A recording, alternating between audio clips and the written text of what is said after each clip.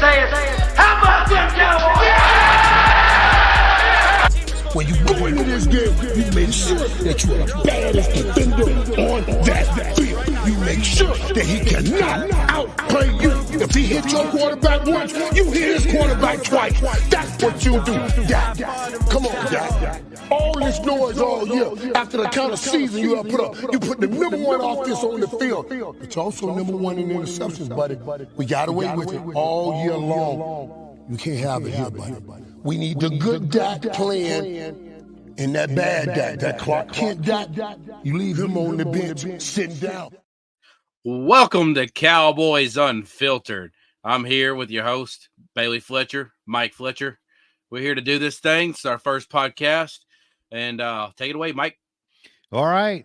We got to introduce ourselves first. So Dallas Cowboys Unfiltered is a new podcast that my son and I are going to be starting. We have a little bios in Facebook. If you want to read it, it tells about us a little bit.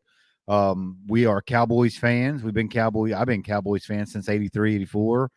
Son's been a Cowboys fan since he was born at birth at 99.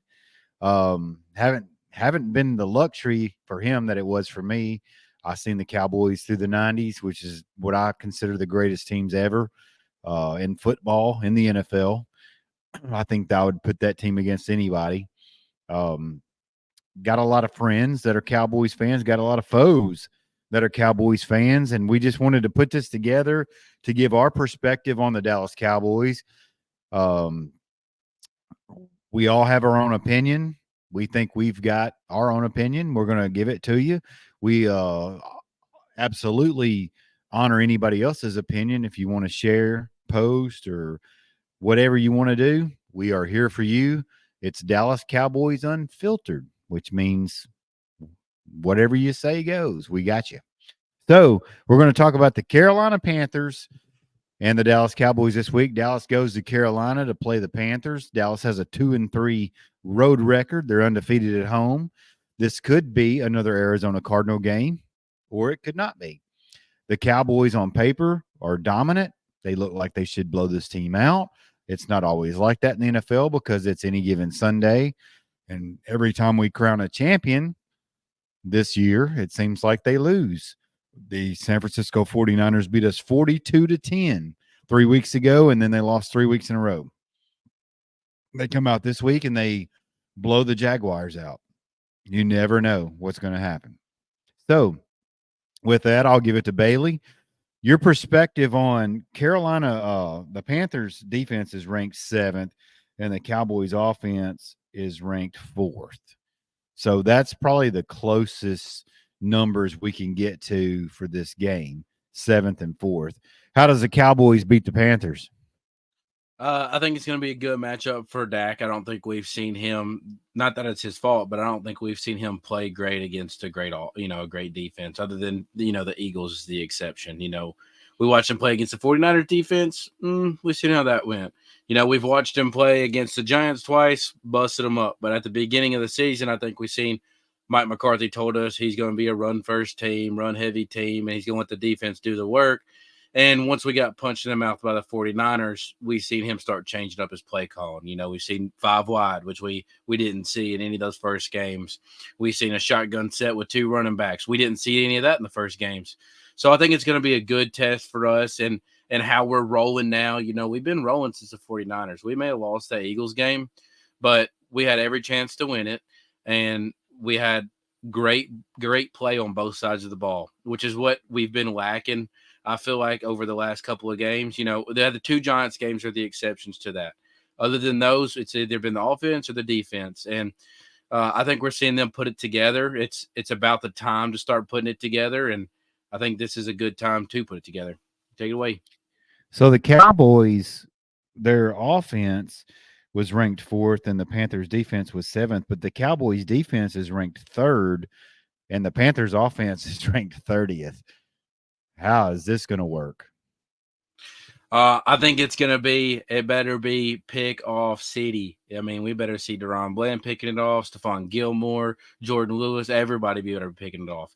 I want to see the daggum defense ends picking it off, I think we should get a lot of sacks. We should get, a pick or two at least. I see this being a really good day in special teams too. Our special teams is iffy. It's here and there, but I mean that's what you're going to get with special teams. It's not your number one players always on the field.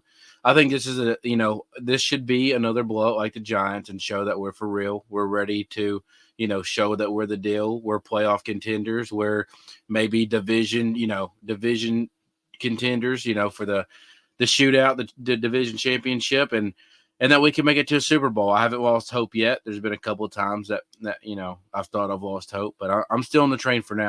Historically, Dallas has let rookie quarterbacks play them pretty well. So I don't know that. And Bryce Young is probably undersized, but there's been Drew Brees in the league that was also undersized, who what he did. But I hope that they don't go out there and just think, well, this guy's little, they're bad, and just underplay this game, because the Cowboys do that quite a bit. We want them to go out there and win. We want them to go out there and win like they should win. And Mike McCarthy needs to have them prepared to go out there and win like they should win. But one thing I wanted to bring up to you is this week, the 49ers defensive coordinator, Steve Wilks, he was in the box as a defensive coordinator and decided to go down to the field because he felt like he could have more of a relationship with his team. How do you feel that, Dan Quinn sits in the box? Do you feel that Dan Quinn should consider the same thing, or do you think Quinn's good from the box doing what he does? Yeah, we talked about this before. You're more of, if you were a defensive coordinator, you would want to be up in the box to see everything. And I mean, that's definitely good. I think there's pros and cons to both. Me personally, if I was the defensive coordinator, I would want to be on the field, because I feel like when the defense ain't playing good, there's a lack of somebody to get everybody fired up out there. And Dan Quinn, we know, is one of those guys that he'll get in their grills if he is down there.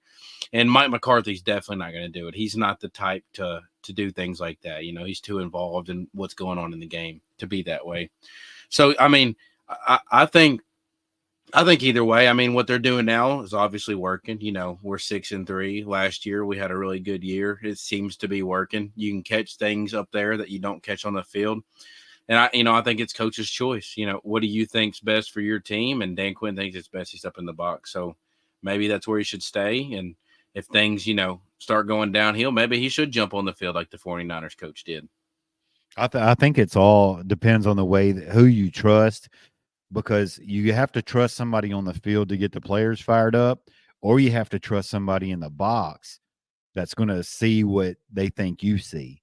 So either way it goes, it's kind of a pick your poison type thing. But I do see where it would be very important to be on the sidelines, because there comes a time in a game where you got to go get in people's butt. You got to go in there and fire people up. And it's hard to do that when you can only talk to one person at a time from the booth. So I totally get both sides of that. The Cowboys, they've played a good ball this year. They've overall, they've been a pretty good football team. They do struggle on the road. They got beat by the Cardinals in week 3. By a quarterback that's not even there anymore. He's on the Vikings. So, and a running back that I think he went out after that game, James Conner. But the Cowboys they got to show up. You can't take this game lightly. I don't see any way on paper where they lose, but I've looked at that before, thought the same thing, and they end up losing. So we'll see how it goes. We plan on doing a post-game show on Sunday. Carolina Panthers, Dallas Cowboys, probably around 5:00 Eastern time. So we will see you there. Bailey Fletcher, good first podcast, brother. Yes, sir. And there'll be many more where this came from. I'm excited to keep it going and grow the Cowboys nation around here. Take some people's fans and show them a different perspective. Show Cowboys fans what they've been thinking that we've been thinking all these years, and there's nobody who's going to really do it like we do it. That's right. It's going to be different. It's going to be cool. It's going to be awesome. And we're ready. And we're going to be there together. And everybody join us Sunday after the Panthers game, and we'll go over what we've seen, what we thought. You guys chime in on Facebook, whatever you want to do. Join us however you can. And we will see you Sunday afternoon at approximately 5 p.m. Eastern time. For Bailey Fletcher, this is Mike Fletcher saying so long, everybody. Have a great week. Be safe. We love you guys. See you later.